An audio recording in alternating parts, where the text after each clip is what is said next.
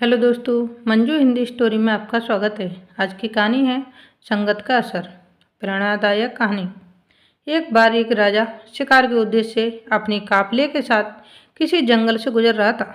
दूर दूर तक शिकार नजर नहीं आ रहा था। वे धीरे धीरे घनघोर जंगल में प्रवेश करते गए।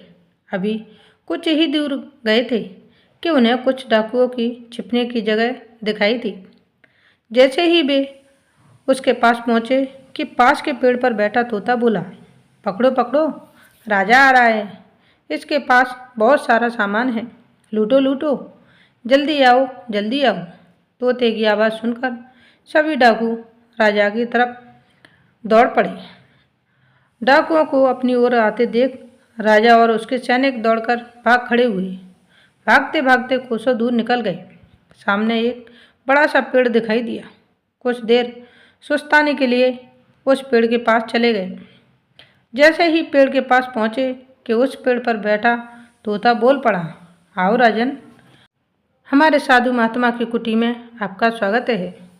अंदर आइए, पानी पीजिए और विश्राम कर लीजिए।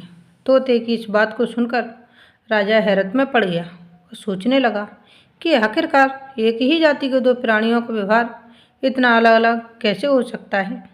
राजा को कुछ समझ नहीं आ रहा था। वह तोते की बात मानकर अंदर साधु की कुटिया की ओर चला गया। साधु महात्मा को प्रणाम कर उनके समीप बैठ गया और अपनी सारी कहानी सुनाई और फिर धीरे से पूछा, हे परमात्मा, इन दोनों तोते के व्यवहार में इतना अंतर क्यों है? क्या कारण है कि एक ही जाति के होने के बाद भी दोनों के आचरण में जमीन आसमान का अंतर है? कृपया मुझे समझाएं। साधु महात्मा ने धैर्य से सारी बातें सुनी और बोले, हे राजन, ये कुछ नहीं है, बस संगति का असर है। डाकुओं के साथ रहकर तोता भी डाकुओं सा व्यवहार करने लगा और उनकी ही भाषा बोलने लगा। अर्थात जो जिस वातावरण में रहता है वह वैसा ही बन जाता है।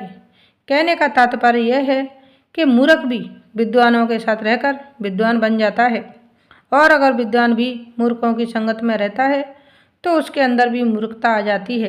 इसलिए हमें संगत सोच समझकर करनी चाहिए। जैसे आपकी संगत होगी वैसा ही आप आचरण करेंगे और वैसा ही फल पाएंगे। आप सभी को मेरी हिंदी कहानी अच्छी लगती हैं तो लाइक, शेयर और सब्सक्राइब जरूर करें और कमेंट करके बताएं कि मेरी हिंदी कहानी आप सभी को कैसी लगती हैं। आज की कहानी यहीं समाप्त होती है। मिलते हैं नई स्टोरी वीडियो के साथ। Thanks for watching.